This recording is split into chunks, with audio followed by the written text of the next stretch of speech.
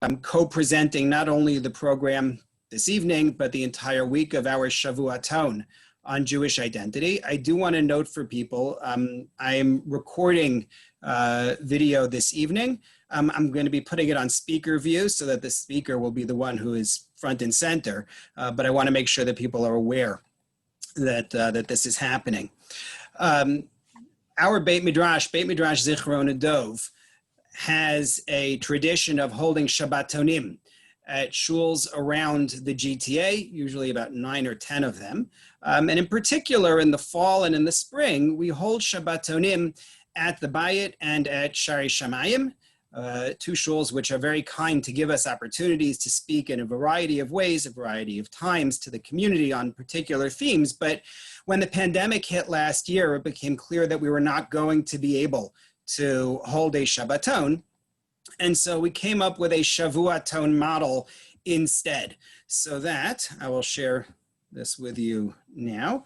In May, we're working with the Beit, not really with Shari Shamayim, we held a Shavuaton on the pandemic, issues of lockdowns, issues of treatments, restarting sporting events and so on. And then at the Beit, we held a Shavuaton on Jewish community in the age of COVID-19, on the role of the shul, on the role of the Marada Asra, on the role of the shul Kiddush, all of which are very important. And then this fall, we decided to hold a joint Shavuaton to spend a week together looking at topics of importance regarding Jewish identity. So that you can see here, this evening we have our panel discussion, Can Orthodoxy Respect Non-Orthodoxy? Monday evening, Jews and Christians. Tuesday evening, What Unifies the Jewish People? Wednesday evening, Left-Wing Politics in a Right-Wing Religion. And Thursday evening, Black and Jewish in the Jewish Community. We're going to try to spend the week looking thoughtfully at these very important issues and challenges that the community faces. And I'm thrilled to have Rabbi Korobkin and Rabbi Strauchler, two longtime friends and colleagues, and Rabbeim of mine really in many ways, to be our panelists on the topic of Can Orthodoxy Respect Non-Orthodoxy? I've known Rabbi Daniel Korobkin now for, oh my, more than 20 years. It goes back to when I was in my first shul in Rhode Island. Rabbi Korobkin was in Allentown. And I think, Rabbi Korobkin, you were the founder of the RCA listserv back in those days, the email list, and was involved with that together. Rabbi Korobkin was my predecessor in Allentown, Pennsylvania, and I really came to appreciate him as a Rav by seeing what he built and did there. And then since coming here, Rabbi Korobkin has embraced Beit Midrash Zichron Dov and helped us to succeed, mentored quite a few of our Avreichim as rabbinic assistants at the Beit, Rabbi Ezra Goldschmidt, Rabbi Josh Gutenberg, Rabbi Jonathan Ziering, Ezra Deanna, now Rabbi Chaim Metzger, and really a good friend to the Beit Midrash and a very accomplished Rav, and the president of the Rabbinical Council of America. I could go on, but I think I've made the point. Rabbi Chaim Strauchler was actually the first rabbi I met with in Toronto in my initial visit here in February of 2009.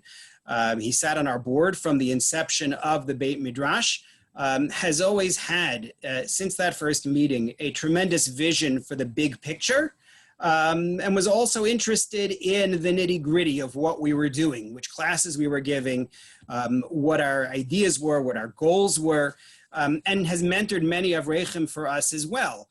And as rabbinic assistants at Shari Shamayim, Rabbi Meir Lipschitz, Rabbi David Zirkind, Rabbi David Eli Grunland, Yaron Peretz, Rabbi Eliu Abbey, and now our Sgan, Rabbi Sammy Bergman. Both Rabbi Korobkin and Rabbi Strauchler also bring particularly important experience to the discussion about Can Orthodoxy Respect Non-Orthodoxy, because they've been Rabbanim in small Jewish communities, as well as here in Toronto, a larger Jewish community, where the dynamics are different.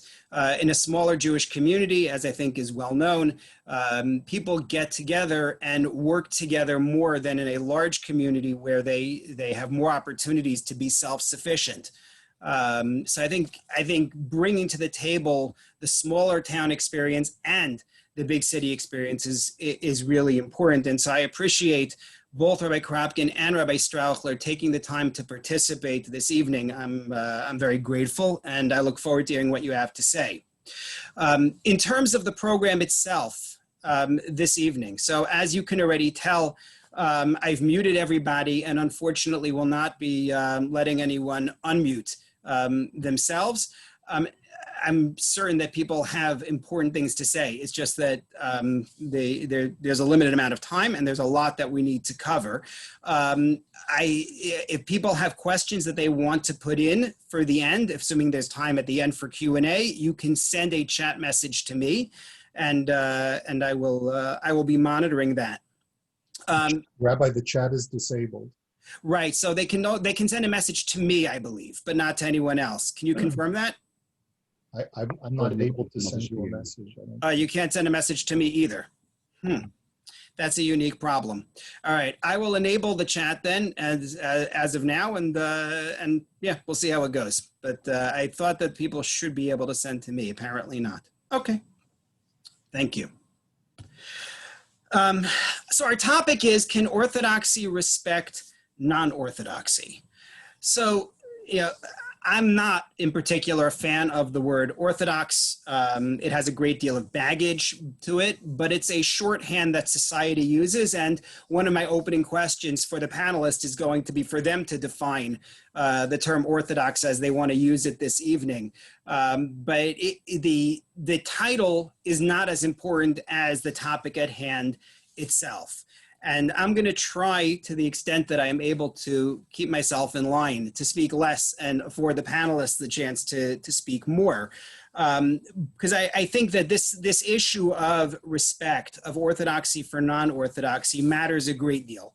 It matters in our social lives. It matters in Torah study. It matters in terms of our interactions in the community. It matters in halachic questions. It matters in families. It matters in raising children. And it's not a simple matter.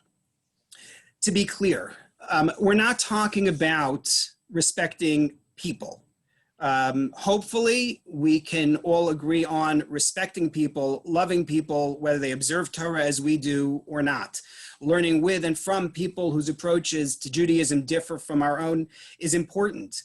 But the question really is, can Orthodoxy respect ideas that are opposed to orthodoxy?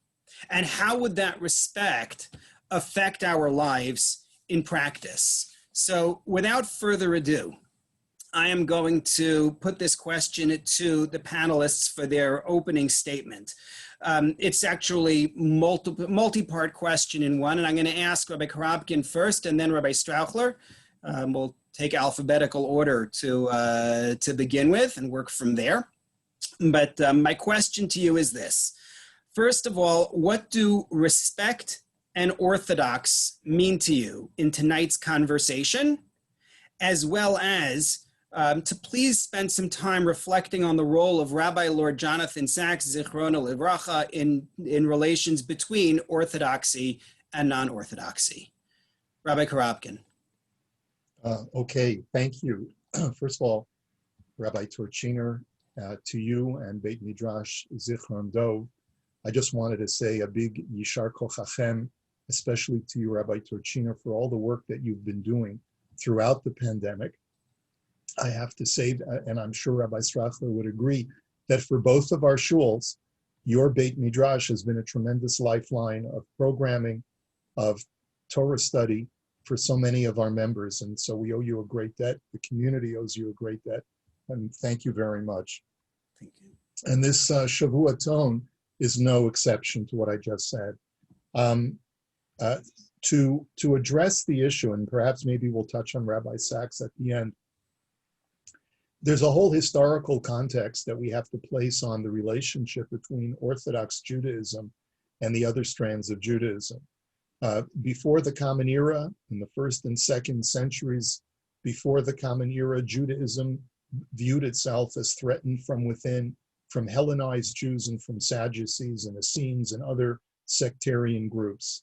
And so Pharisaic, or what would be later known as Rabbinic Judaism, always had to portray itself during that period as in a state of constant staving off of an attack of either Hellenized Jews or Sadducees. In the 9th century, you have the same phenomenon with Karaites and Reb Saadia Gaon, who was the head of the academy in Bavel, waging a battle against Karaism. In the 19th century, you have great rabbis like the Chatam Sofer and all of his students, Rav Hirsch, waging a battle against the Reformation, against the Haskalah. And in the 20th century, you had great Rosh Yeshiva, many of whom, some of them were my own teachers, who felt that it was important to continue this battle against both the Reform Judaism and also conservative Judaism. And that historical backdrop cannot be minimized. In other words, we have to understand that there has been this perennial sort of creating of boundaries around traditional Judaism and protecting the pristine quality of the halachic system of Judaism against other systems which identify as Jewish, but are not within those parameters of what we would call halachic Judaism. You know, there's a statement in the Talmud tractate Brachot which says, "Miyom shecharev Beit HaMikdash, ein lo lahakadosh baruch hu ba'olamo, ela arba amot shel halacha bilvad." From the time that the temple was destroyed, all that God can say is truly his in the world are the 4 cubits of halacha, which means sort of that confined, very, very finite, very, very visceral and real halachic observance of Judaism as the mainstay of what will continue Judaism in the diaspora. And so to whatever extent another movement within Judaism represents itself as being equal to that system, but says that a Jew does not have to live a halachic life in order to be authentically Jewish, and immediately that evokes that historical backdrop of orthodoxy, you know, circling its wagons, so to speak. Now, with all of that being said, we have to look at where we are today. And where we are today is in a very different place from where we were not only 100 years ago, not only 50 years ago, but even 20 years ago, and even 10 years ago. There was a time, certainly around the late 60s, early 70s, when a number of Orthodox synagogues, what we would identify today as centrist or modern Orthodox synagogues, were actually taking down their mechitzas and becoming traditional or conservative synagogues. Today, that trend is completely reversed.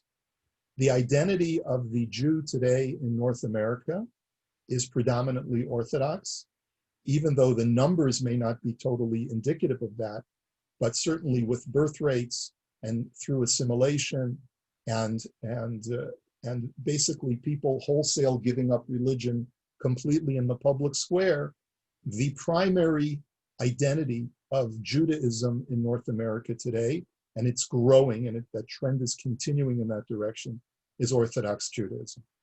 And so therefore, one has to question whether circling the wagons is the correct attitude when so many Jews who are not part of Orthodox congregations are falling away so rapidly from Orthodox Judaism. So I haven't even started to touch on the question yet, Rabbi Torczyner, of what is respect and what is Orthodox. Maybe I've touched on what is Orthodox, but I don't want to monopolize the dialogue. I will say this. I will say that to say that our attitude towards non-Orthodox movements should be the same as it was 50 years ago is a mistake.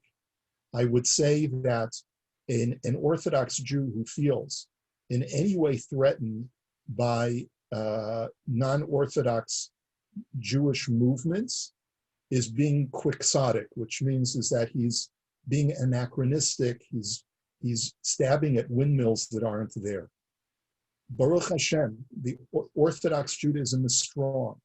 The other movements in Judaism are struggling, especially during COVID, to maintain their institutional integrity.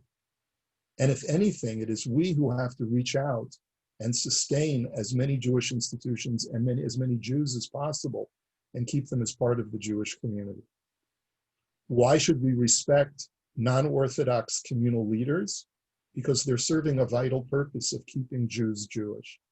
We may not necessarily agree on many theological and ideological issues, but we have to work together in order to be able to see the bigger picture. That's what Rabbi Sachs succeeded in doing so effectively. And I have a lot more to say, but I'm going to pass it over to Rabbi Strauchler. Thank you, Rabbi Korobkin. If I can say amen to everything, certainly to Rabbi Korobkin's description of the vital role that Beis Medrash Zichron plays in our city in terms of bringing not just wonderful programs, but high quality Torah to our communities. And it's just a tremendous resource that makes our city a Makom Torah in a serious and a meaningful way that is really irreplaceable. And so I want to thank Rabbi Korobkin for what he said about Rabbi Torczyner and to say amen to that. I'd like to also, excuse me, I'd like to also reflect upon the question that Rabbi Korobkin raised in terms of the history of this issue, and to acknowledge that the times have changed. And that's something which is very important for us to keep in mind when addressing this problem. But I'll use my time to answer Rabbi Torczyner's formulation about orthodoxy and respect. And before I do that, though, I want to focus on another word in the question, which is the word can. And I think that we need to ask, not the question of can, but really must. And to say that this is not just a question of a davar reshutz, but this is a question of a chova in some way. And here I'd like to challenge one of the foundational points that Rabbi Torczyner made in terms of being able to speak about non-orthodoxy as an idea without focusing on the people who are behind it. And I think that it's a bit of a false dichotomy, in that ideas don't exist outside of the people who hold them. And that when we show respect for non-orthodoxy, what we're showing respect for are the non-orthodox. And it's very hard to separate the person from the idea. And if we're going to be mekarev them to Torah, then we have to show ahava. There's no shortcuts in that way. And so if we are going to respect the non-orthodox, we have to do that through the process of seeing the good within non-orthodoxy.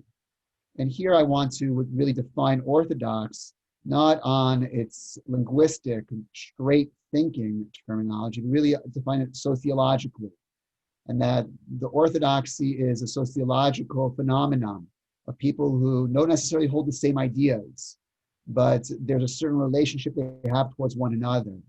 And in this regard, it is our responsibility as this sociological Jewish phenomenon to take responsibility for all of Am Yisrael, that we cannot just build walls around our machane, our sense of people who look like us or act like us or daven like us, but we need to be able to understand that we have achrayus we have responsibility for the Jewish people more broadly than that. And in this respect, I think that the fights of the past are not relevant. That as Rabbi Korobkin said, we're not losing shuls, mechitzas are not falling off of shuls, but we're losing a lot of Jews. And when non-Orthodox shuls fall, a lot of Jews fall with them. And in this respect, we need to see the non-Orthodox as our allies in defending every neshama, every Jew who's out there who can be reached out to, can be held in the orbit of our people, is something that we have to be seeking. And if that means showing respect to the rabbis, it's not just a can, it's a must. We have to do everything we can to be able to hold those people close. And in this respect, I want to define the word respect similar to the way we do in Pirkei Avos, which is Ezeh Mechubad, HaMechabed et HaBriot. And notice the term is not mechabed, Yehudim, or mechabed Talmidei Chachamim, but it's briot. And in that respect, I think we need to err on the side of showing more honor rather than less honor. And that's going to make us truly honored. And I think, as Rabbi Korobkin said, the greatest exemplar of this in our generation was Rabbi Sachs. Rabbi Sachs was not a boundary maker. He got above the boundaries and being able to reach out to Jews and non-Jews, and was able to show them that HaKadosh Baruch Hu had something to say to them and how they lived their lives. Now, we need to be honest that Rabbi Sachs was able to do what he did because there were other boundary makers. Boundary makers are important. We don't just need ambassadors, we also need defense ministers. And Baruch Hashem, we have plenty of defense ministers among our Jewish people who are able to lay out those boundaries. But in this moment, when it comes to the non-Orthodox, I think we need more ambassadors.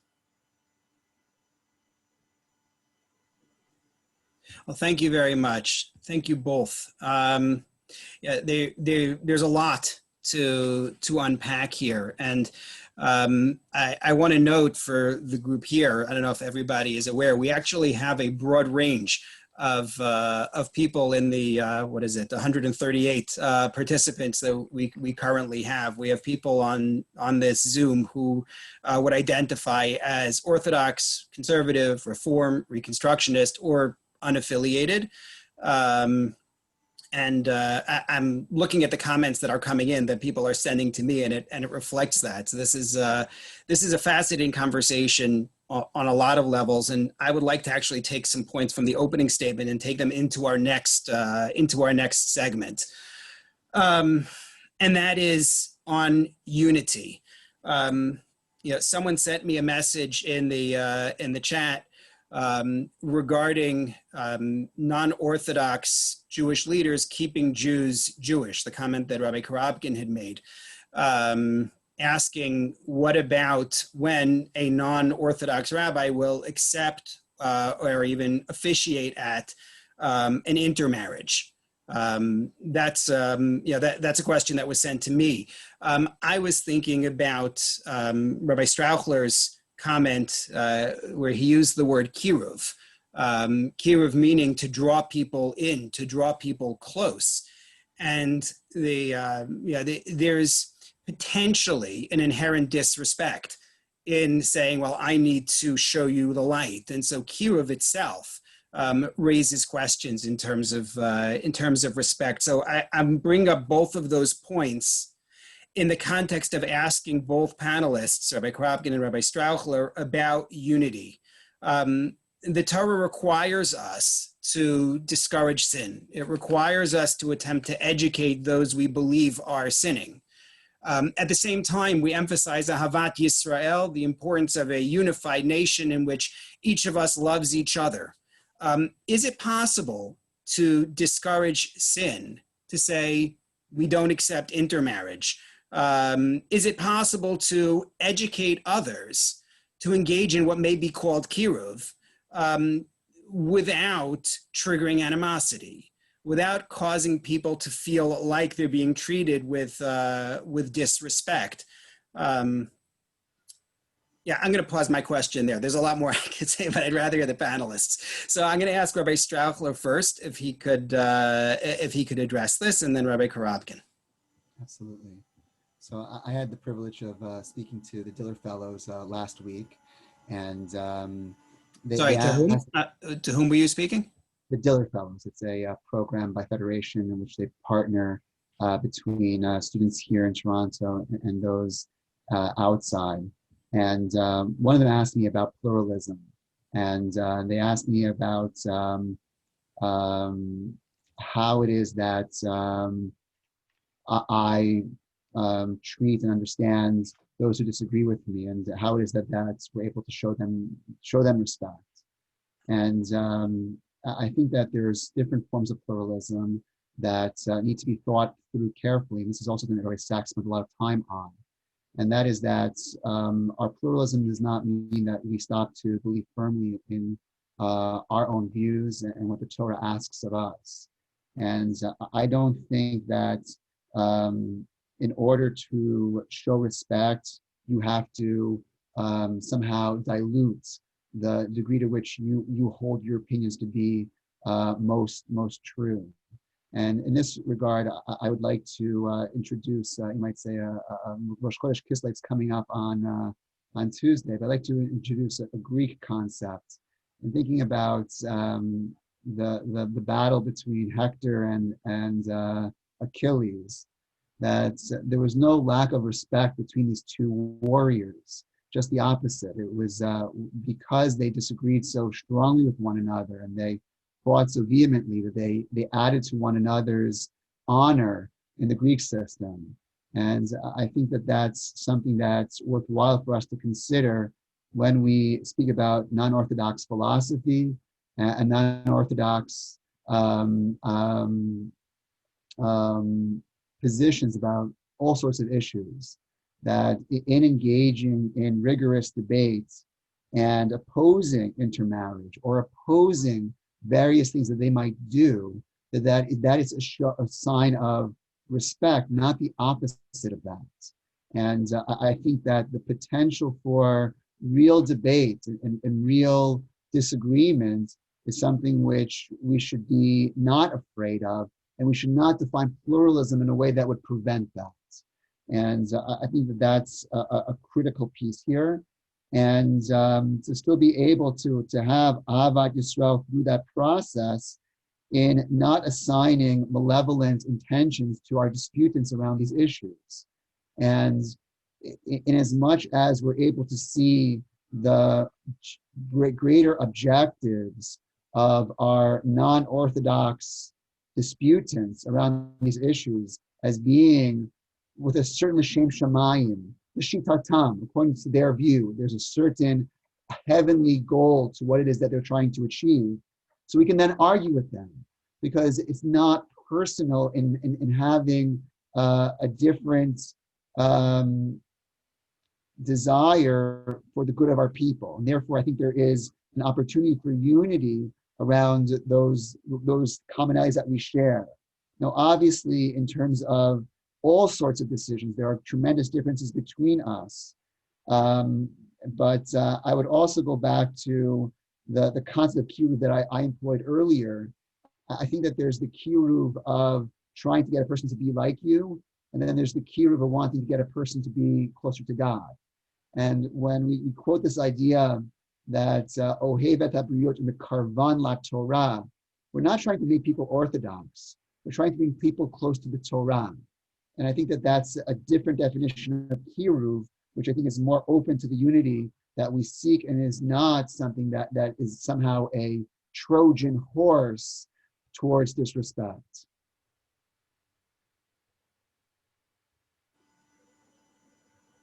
Sorry, unmuting myself.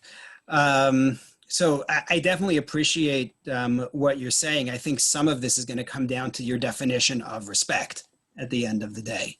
Meaning you're employing a broad definition which allows for disagreement and even allows for an attempt at education and correction in my point of view, and still identify that as respectful.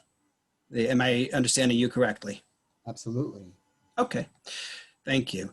Rabbi Korobkin? Rabbi Meir had a teacher. His name was Elisha ben Abuya, and he eventually became known as Acher, the other. He became a heretic, but he was a very wise person. And Rabbi Meir was once asked, how can you study Torah from this man, this heretic? And Rabbi Meir said, I take the fruit and I discard the peel. And I think that that's true in, Ezehu Chacham Halomed Mikol Adam, who is wise, he who learns from every person.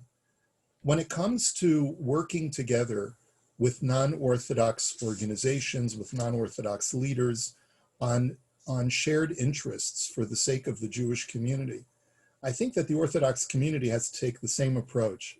I believe that no Orthodox Jew is going to think that he can turn to a non-Orthodox rabbi for halachic guidance. But there's nothing wrong with an Orthodox Jew turning to a non-Orthodox rabbi for their wisdom. You know, there's plenty to criticize about the non-Orthodox movements, but there's plenty to criticize about Orthodoxy as well. You know, we divide the human being between a guf and a neshama, between a body and a soul. And if I can make the analogy, the body of Judaism is the way that we live our lives, the way that we live according to halacha. The neshama of Judaism is the feeling of closeness and the efforts that we make when we pray and when we reach out to our fellow human being and try to make the world a better place. That's the neshama of Judaism. And you can't have the guf without the neshama. You can't have the neshama without the guf. If I could encapsulate what perhaps Orthodoxy's criticism of Reform Judaism and to a large extent conservative Judaism is that it embraces the neshama and has done away with the guf, with the body, with the Dalet Amot Shel Halacha, as I discussed before. But how many of our Orthodox brethren in our Orthodox institutions have wholly embraced the body and discarded the soul? Look at how much emphasis our academies place on halachic observance and in Talmudic study, and have discarded the neshama of Judaism. How many of us can say that we have nothing to learn about the neshama of Judaism from non-Orthodox movements? When it comes to Tikkun Olam, who has set the example, not always correctly, admittedly, but many times for social movements and for being an Or LaGoyim, a light unto the nations for the other nations of the world, and trying to set a proper example, trying to make a Kiddush Hashem to the outside Gentile world. Generally speaking, it's the non-Orthodox Jewish communities and institutions have assumed that mantle, where Orthodox institutions have shirked that mantle because we need to build from within. That's always been the excuse. But now's the time for us to sort of start to look at each other and see what fruit we can take from each other and what peels we need to discard. That's what I mean. I think that's probably what is meant by respect. And Rabbi Sachs, as Rabbi Strauchler correctly pointed out, that's what he stood for. He said he stood for finding the fruit and not focusing on the peel. There's plenty to criticize. And if you feel threatened by non-Orthodoxy, then you can get up at your pulpits and rail against the non-Orthodox. But how strong is your orthodoxy if you identify your orthodoxy by how wrong the other guys are? We've been doing that for too long.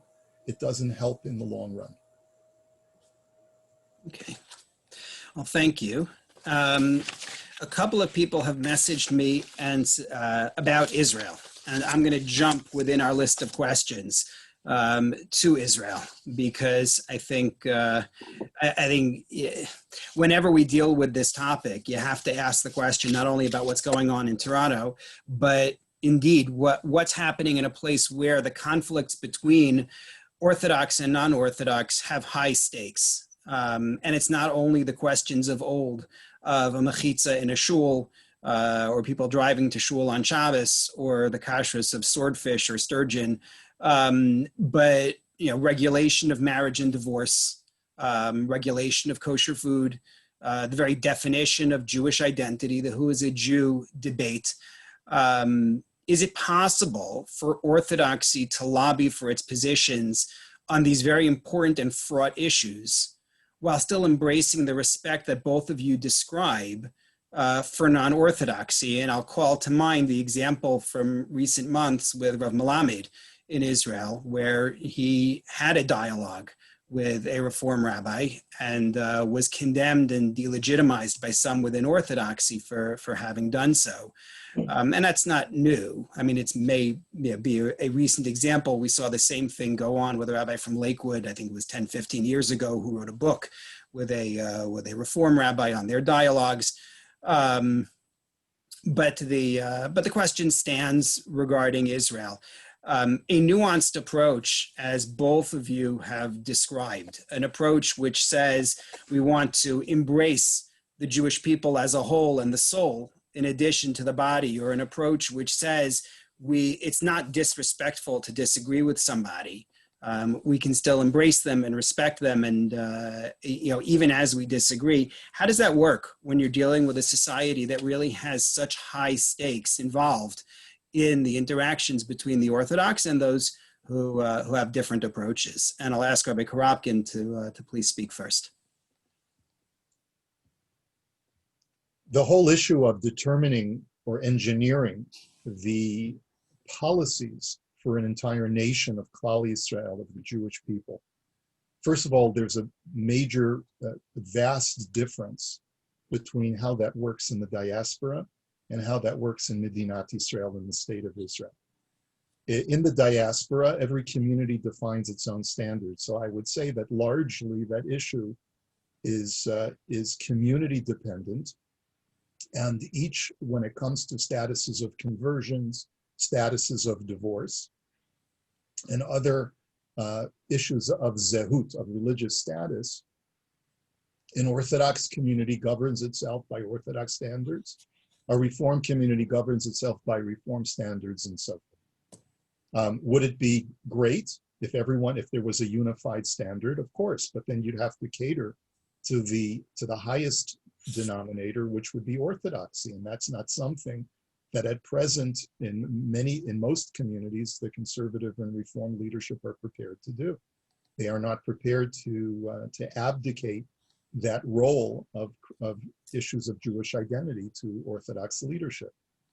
And I respect that. Every community has a right to determine its own standards, even if I don't agree with those standards. Now, when you look at the state of Israel, it's a whole different kettle of fish. You have a chief rabbinate of Israel, which is Orthodox from its very inception. People have to remember history. The Reform Judaism largely rejected the formation of a state of Israel in 1947, 1948, and was really not interested or involved. It was either secular Jews or Orthodox Jews who put their lives on the line, made ultimate sacrifices to found the Jewish state. And the secular Jews who founded the Jewish state together with Orthodox Jews said, when it comes to matters of religion, we defer to our religious cohorts, and you will define what the rabbinate is. Now, this has created a lot of heartache for people who are not Orthodox. It's created a lot of heartache for people, especially if they've gone through conversions that are not Orthodox. And it's a very confusing process, and there's a lot of bureaucracy, and there's plenty to criticize. We all know that. We all understand that. But at its core, the religious identity of the state of Israel is according to halacha as it's defined by Orthodox Judaism and Orthodox rabbis. Will that ever change? Unlikely, based on trends that we're seeing in demographic growth within the different movements. But can it change? Sure. If a whole cadre of reforming conservative Jews make aliyah en masse, then anything can change. It's all a question of demographic representation. But to expect a change in the rabbinate with nary a representation of non-Orthodox religious Jews in Israel is not only unrealistic, but I think it's unfair. I just signed a letter that was signed by a group of rabbinic leaders.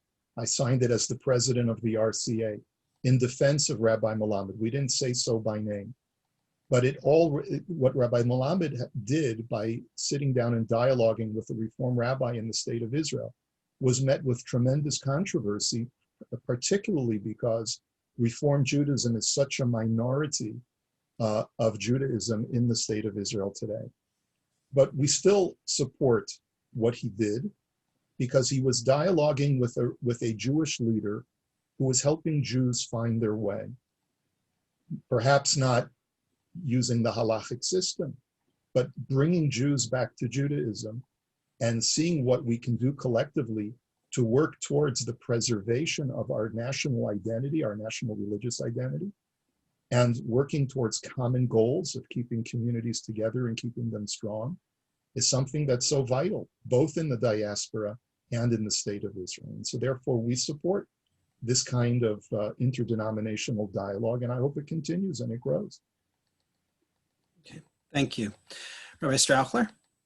So to follow up on Rabbi Korobkin's point, I think it's very important for us to distinguish between what non-Orthodoxy means in Israel and what it means in North America or around the world. And that non-Orthodoxy in Israel often implies a secular Jewish identity.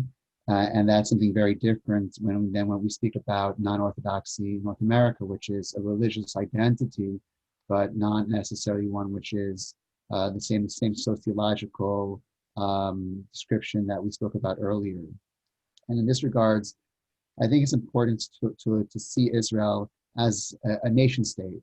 And as a nation state, it is something which is distinct from what you might describe as the civil society within Israel.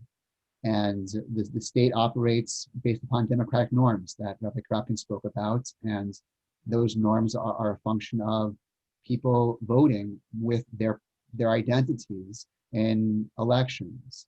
Now, with that said, though, there's still a core value that we would hope that the state of Israel would have in terms of allowing people of all sorts of ideas and values to be able to engage in the dynamics of a vibrant society. And I think that that's what Rabbi Melamed did in terms of his interacting with the Reform rabbi. And there was a study of Israeli society that was published a couple of years ago by the Camille Fuchs, a sociologist, when she studied Jewish identity in Israel. And he noted that there's been might say, revolution in terms of Jewish identity within the state of Israel, where when Israel was first founded, Israeli identity was defined in opposition to Jewish identity. In the course of the past 20 years, that's changed. And he describes what he calls Jewish Israeli identity. And he explains a lot of the political changes within Israel based upon this idea. And I think that there's a lot to be said for this concept internal to Israeli politics. But I think there's also a corollary to what's going on in North America and what Rabbi Korobkin and I were describing earlier in terms of the old paradigms of orthodoxy and non-orthodoxy and what we're advocating for, which is to some respects to get past some of those old fights and to see what are our true common goals in terms of protecting a Jewish identity. You might say a pan-Jewish identity that is something that we're able to work together as partners in exposing as many Jews as possible to the great tool chest of meaning that the Torah gives us all, that we all are inheritors of. And if we can look to our conservative and reform colleagues as partners in spreading that Torah, that is something that will help as many Jews as possible retain their Jewish identities, then I think that there's something very similar to what's going on in Israel now, where a lot of those old lines between religious and secular, between Dati and Chiloni, just don't make sense anymore. Mm-hmm. Okay, well, I actually want to pick up on something that you were saying there at the end, in terms of, so to speak, teaming up.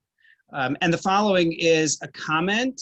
I'm not sure there's really a question in it for the panelists, but there's a comment, and if the panelists want to respond to it, I'd be eager to hear it. Particularly in the way that Rabbi Korobkin framed the history in the state of Israel and the fact that there are Jewish institutions which are Orthodox because they started out that way. I wonder about the price of winning. And what I mean by that is it's possible that Orthodoxy gets its way, but the result is extremely detrimental to other Jews. Rav Shlomo Zalman Auerbach was asked a classic question. It comes up in all sorts of contexts. In all sorts of writers. The question of, I am an observant Jew, I am holding an event at which there is food, and I have people at the event who are going to eat and are not going to recite a bracha. They're not going to say a blessing on it. Am I allowed to give them food, hand it to them, knowing that they're not going to recite a blessing. And different rabbis have given different answers to this question over the ages. Rabbi Shlomo Zalman Auerbach said, you're obligated to give them food. And his argument was that there's a mitzvah in the Torah, Lo sisna es achicha bilvavecha, you shall not hate your brother. And in the event that we don't give them food, then we are causing them to hate us. By not giving somebody food, everybody else is getting food. I am causing them to hate me.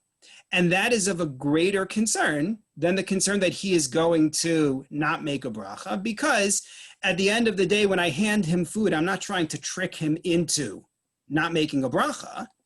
That's not the goal. Yes, that may indeed be a result. But if I don't give it to him, then I am causing him to hate me. There's more to it. There's greater sophistication to the response, and I don't mean to oversimplify it. My point is only that Rosh Shlomo Zalman Auerbach, and the way that he frames this issue, says you have to look at the greater point. And the bracha is not the greater point. The greater point is creating animosity among our nation. Similarly, if Orthodoxy wins, so to speak, and there's no such thing as winning, but if Orthodoxy gets its way on policies, such as the ability to control which sort of prayer services take place at the Kotel, is there a risk that we alienate the people who lose? And the result is that, Rabbi Korobkin mentioned that the non-Orthodox movements may be keeping people within the orbit of Judaism. Is there a risk that we actually undermine that and send people spinning away further? If Rabbi Korobkin or Rabbi Strauchler wants to comment on that, I'd be glad to hear. Just respond very, I guess, politically or just very cynically towards that point, which is that you're assuming that we have a command and control system where we're able to determine how we act. And this is true for institutions. When I was at Yeshiva University, people used to feel at Yeshiva University that it was like a single brain. And that's not the way that certainly that institution operates, but I think most institutions don't really go that way. And it would be great if we had enough command and control. We were able to have a strategic thinking around such points about what goes on at the Kotel. But to try to control 3 Jews, and then try to control thousands of Jews, it doesn't really work. Mm-hmm. Okay, Rabbi Korobkin. Yeah, there's a phrase in the Talmud that talks about the afterlife, and it says that in the afterlife, every person will be incinerated by the canopy of his friend, which means that we're all in different places religiously. Someone who's more religious than I am will burn me, will make me feel burnt and disenfranchised. The fact of the matter is, it's not just Orthodox versus non-Orthodox. Everyone has their red lines. I learned a tremendous thing. It's a very simple idea, but once in speaking with Rav Hershel Schachter, who's the Rosh Yeshiva at Yeshiva University, and the argument was made about gay marriage and acknowledging gay relationships within an Orthodox synagogue. And the question that was posed to Rabbi Schachter was, by not acknowledging a gay couple in an Orthodox synagogue, aren't you disenfranchising these people and pushing them away from Orthodoxy?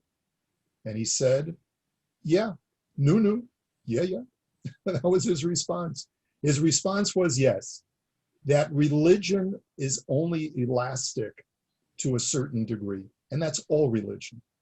If a religion doesn't have certain boundaries, then it's really worthless. Just like a country that has no boundaries or any set of laws that has no boundaries, it loses its value, it loses its integrity.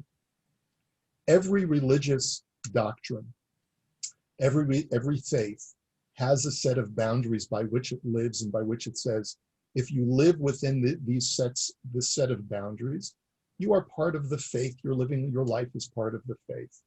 But there are boundaries. Now, conservative Judaism has its set of boundaries. Reform Judaism has its set of boundaries. Just to give you an illustration, if a Jew says, I am a Jew, but I also worship Jesus and Muhammad and this idol that's in my bedroom, right? Well, I respect your right to do whatever you like.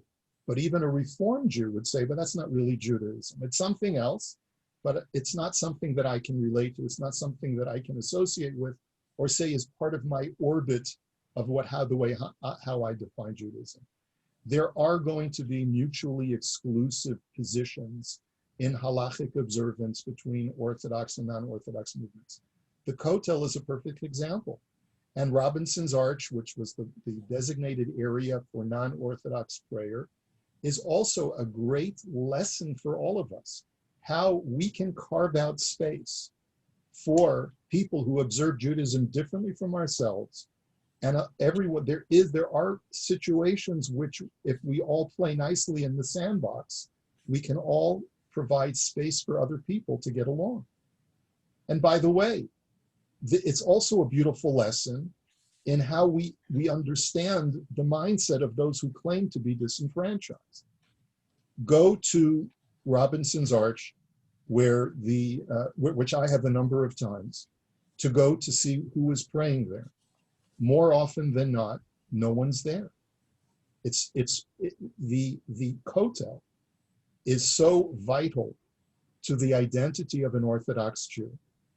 But the non-Orthodox Jew has fought, those non-Orthodox Jews have fought for the right to be at the Kotel, finally gained some traction, and were awarded that and won that battle to whatever degree they feel that they have won. And the fruits of that effort have been largely to have that portion of the Kotel not embraced and not attended. And so we have to bear in mind that sometimes we can diffuse the battle by making these kinds of concessions. But at the end of the day, it's really just a question of making space for all Jews to feel like they are being listened to, they are being respected, and they have a place at the table. Doesn't mean we have to agree, and it doesn't necessarily even mean that in my Orthodox synagogue, I have to make an allowance for every different kind of Jewish practice or what a person wants. But if we don't have any boundaries at all, then we no longer have Judaism. Okay.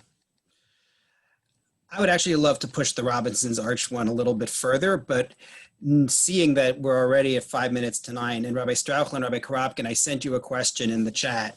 If you could just let me know your answer to that, that would be helpful. But I'm gonna drop Robinson's. Yes, okay. Thank you, Rabbi Strauchler. So now I can tell everybody. I asked them whether we can go to 9:15.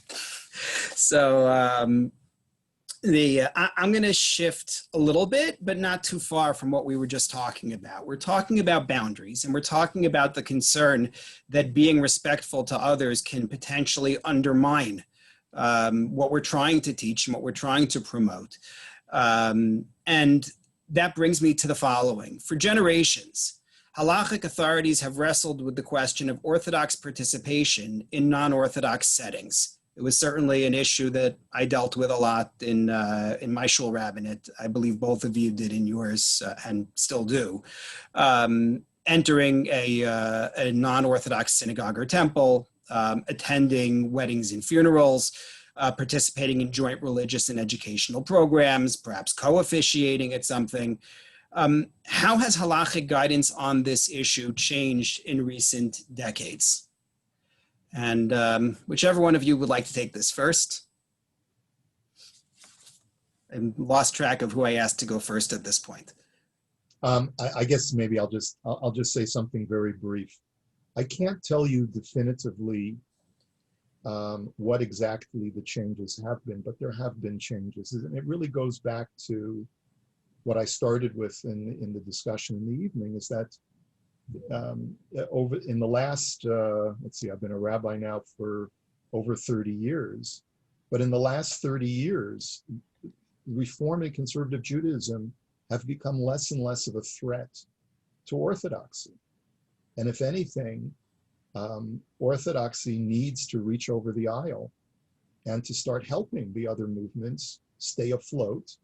We have to get more involved with UJA and other communal organizations that have been traditionally the purview of non-Orthodox leadership. And while, we can no longer afford to look inward and to be insular and to only take care of unzera, to only take care of our own Orthodox community. And we have to be able to learn how to branch out. There's no orthodoxy no longer should feel threatened that if I walk into a conservative synagogue for a program or for a simcha, that automatically that means I'm gonna become no longer Shomer Shabbos and I'm gonna start eating treif. I mean, it sounds absurd when it comes out of my mouth, but there are really people who are still living in that kind of anachronistic reality. So, it's perhaps there was more of a concern 30 years ago when I got started in this business. Today, especially after having gone through a smaller Jewish community where we were all vital and we needed to sit down and have lunch once a month together, all of the clergy, because that was the only way that we would accomplish things for the greater good of a small Jewish community. I think that I think certainly that I've evolved in that respect. Okay, thank you. And actually, before I turn it over to Rabbi Strauchler, I just remembered as you were talking that I believe in the, going back a couple of decades, Rabbi Sachs was actually criticized in England when he participated in Limud. If I remember, he didn't participate in Limud. It was his successor who did, and Rabbi Sachs was criticized for not participating in Limud. Ah, I thought he had. Okay, thank you. Thanks for the correction. Okay, Rabbi Strauchler. So I think that it's following up on what Rabbi Korobkin described in terms of the change around this issue. In terms of practical issues that our people are facing, it's worthwhile to ask questions.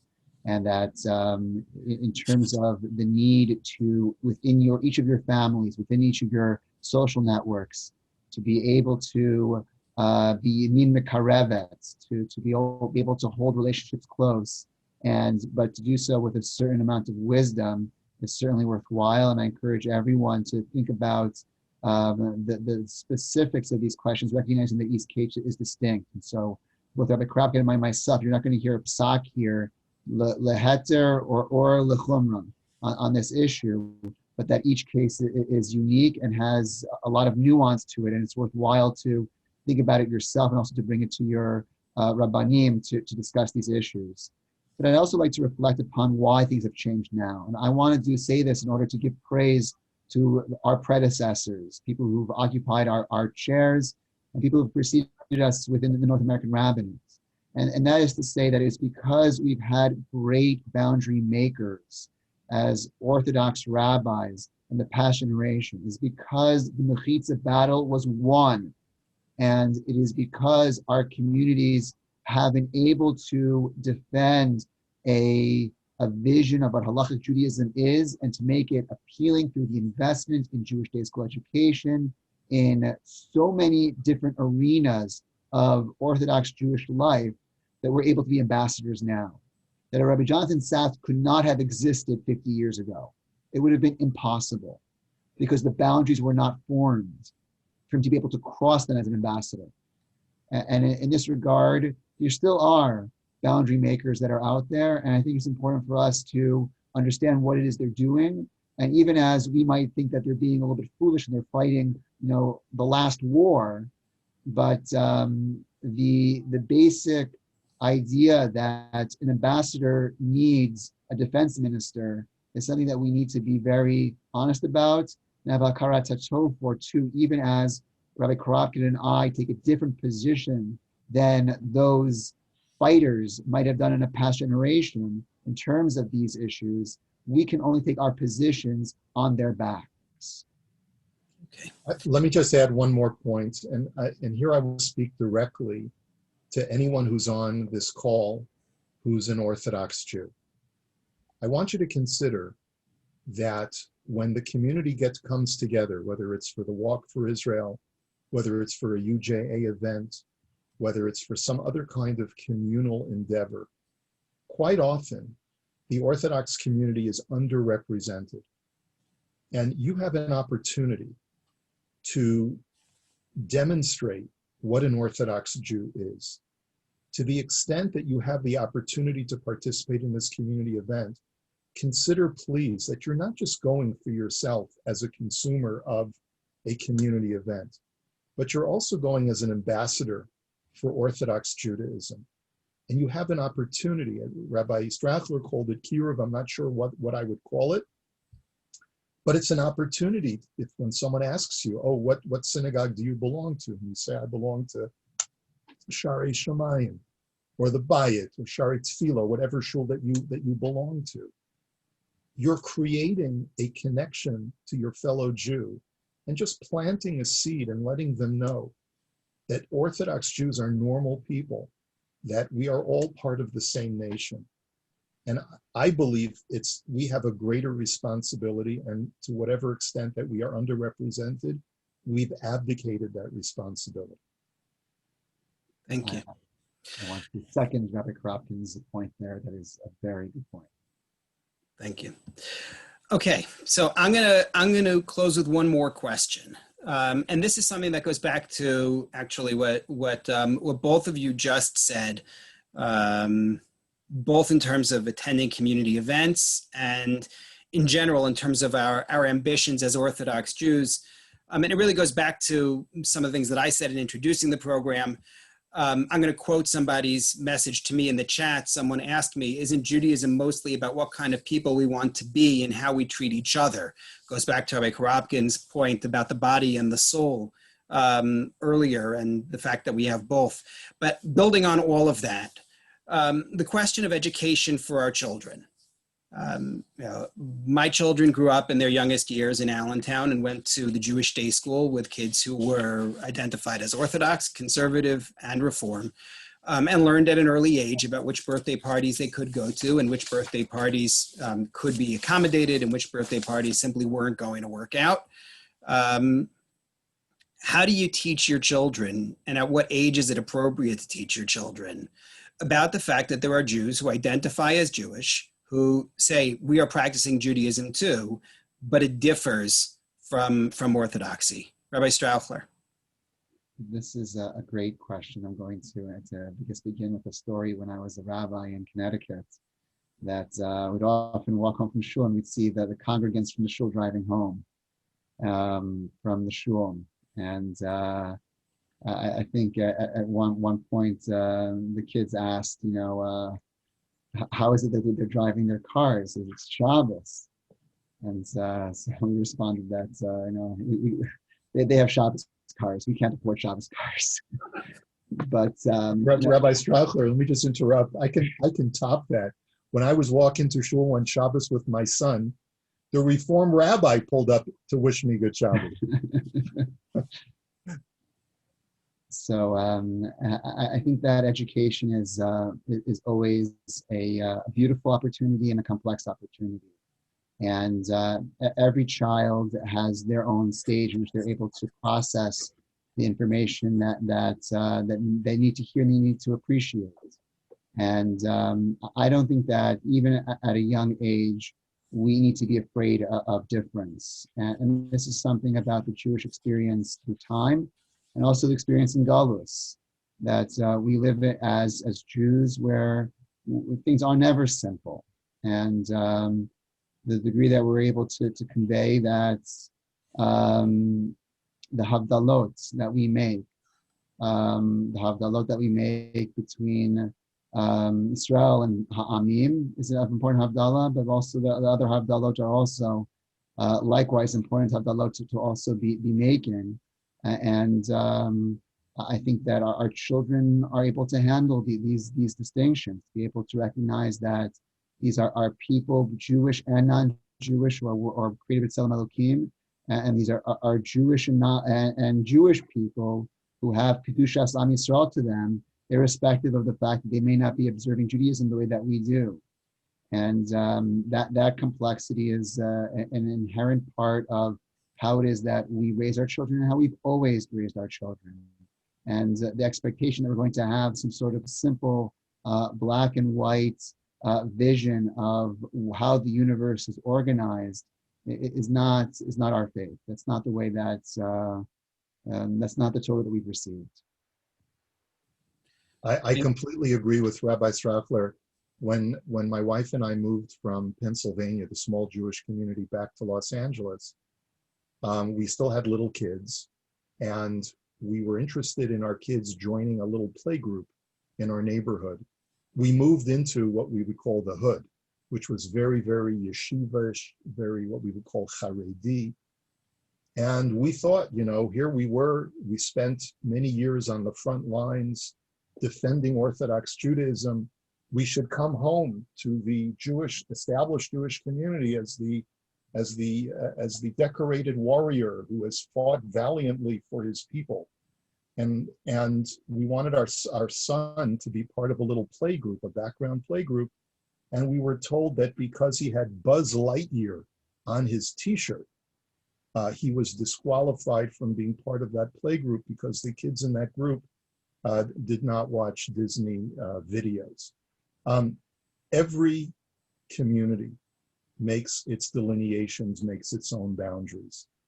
And when it comes to raising children, I don't think it's right to question how a family chooses to create those boundaries.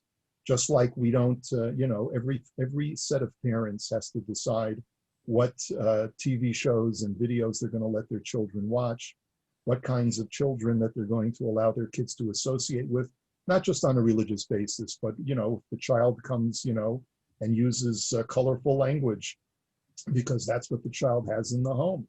A parent may decide to not want their child to associate with that child. It's very, very delicate.